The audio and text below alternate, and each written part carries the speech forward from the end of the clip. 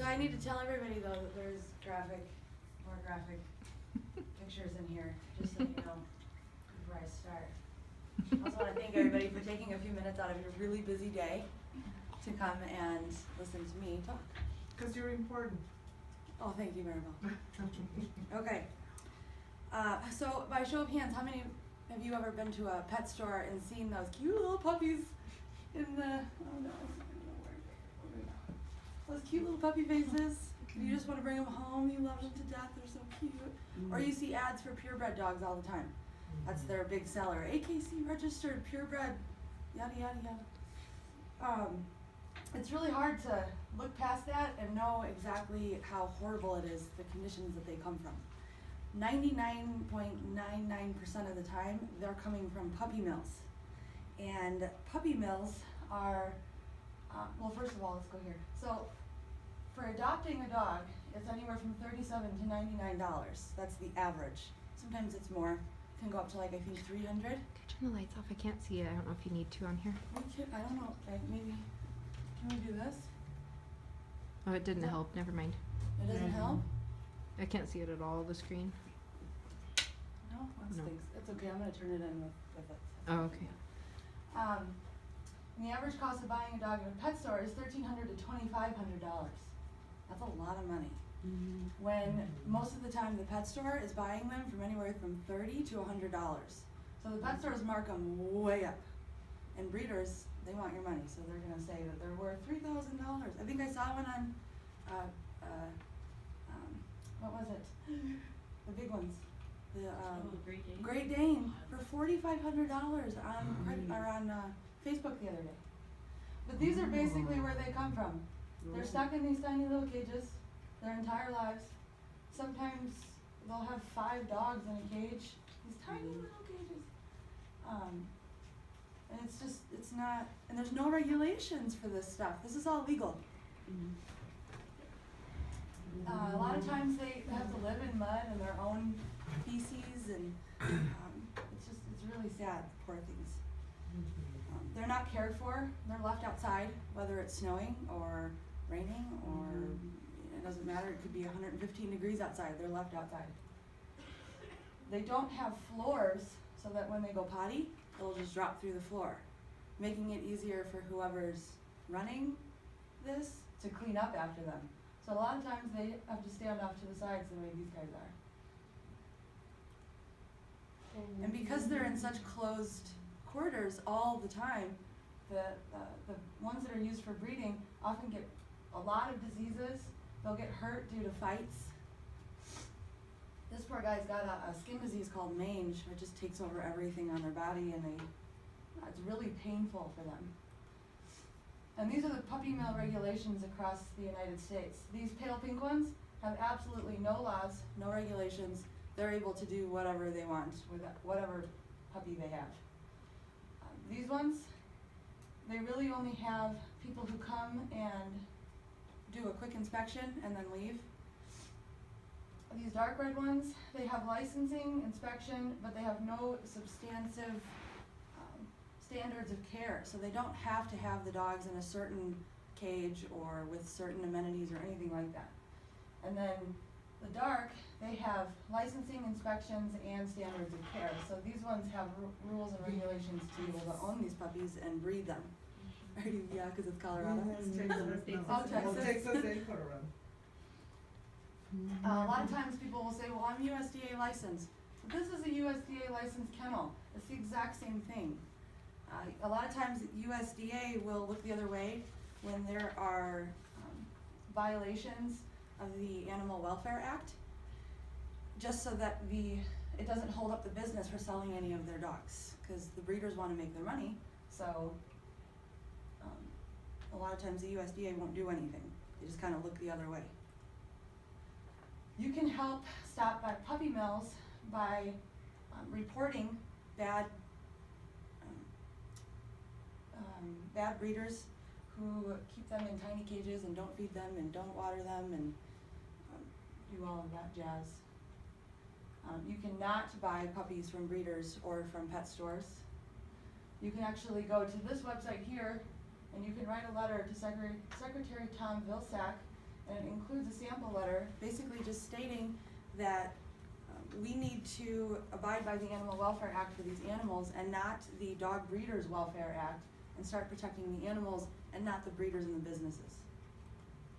This is Walter. I love this picture. His little tongue sticks out to the side. He's so cute, and he has a tie on. But he was rescued. He was a stud. He was used in breeding to make those tiny little Pomeranians that are really puffy. He lived in a really, really, really bad place, and there was I think there was 250 animals. There was a raid, and raids can cost up to $500,000 with the amount of animals that they have to rescue and the resources they have to use and all of that. This is Millie. Millie was rescued as well. This is the day that they came and got her. This is a week into when they got her, kind of giving her time to relax and get used to her new surroundings. And then this is her, I think, another week after that. They shaved her up, they made her nice and fixed up her wounds and stuff, and she actually got adopted out and lived the rest of her life in a happy home. This is the kind of stuff that you can help stop. Like I said, don't buy from online breeders. Don't buy from pet stores. If there's a specific breed that you want when you're looking for a puppy or your kids are looking for a puppy, there's about a rescue for every single type of breed there is out there. You can easily rescue one of these dogs who didn't have the life that they deserve. 25% of shelter dogs are purebred dogs. So if you're looking for a purebred, they're there and they already need a home. So we shouldn't be breeding the dogs at the rate that we're breeding them, because we're just creating a bigger problem. There's, I think, anywhere from 4 to 5 million dogs euthanized a year in the United States because they don't have room in shelters or a home to go to.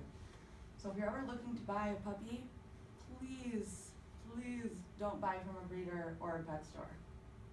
And these are just some facts if you want to hear about them. The estimated number of female dogs kept at breeding, 112,000.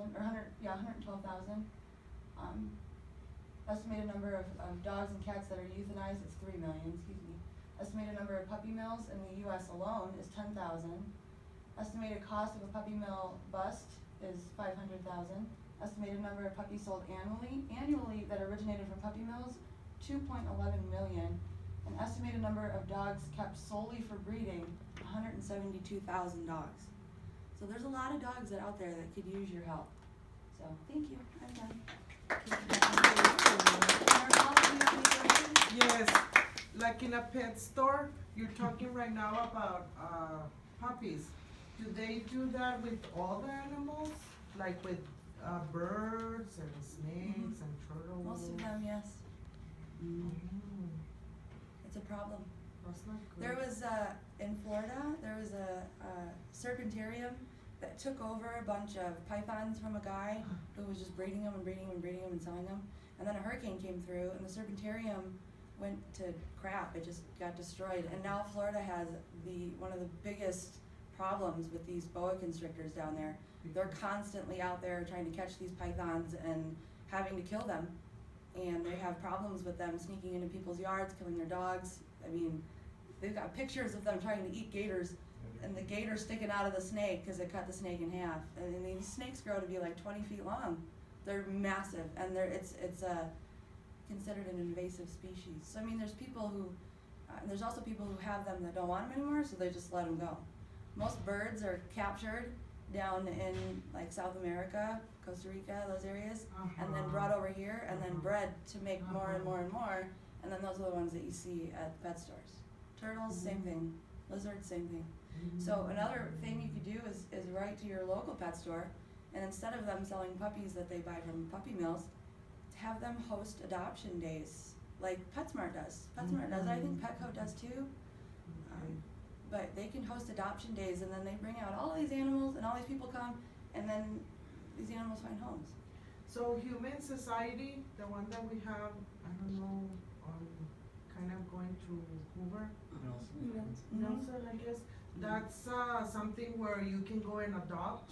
Mm-hmm. Okay. There's kennels all over the place. Okay. I worked at a no-kill shelter, Okay. and for a long time, and we had to turn dogs away all the time. that got sent to either vets' offices or different shelters, and then they were put down. Good dogs, nice dogs, cute dogs, sweet dogs. And then you're there and you see these dogs that are there for 5 years, and these puppies just come and go. And me, I want to adopt an old man dog and let him live out his last few years with me. But, yeah, Thank you for bringing them in a picture and not for reals. you're welcome. Could you imagine if I brought a basket of puppies in here? We Well, wouldn't get any puppies work is done okay, today. but don't bring dogs this big. Oh, yeah, Maribel. Oh, why did I bring you to this? I'm afraid of dogs. Hey, I care, I just don't like big dogs that barks all the time. Oh, that's so funny. I totally forgot you were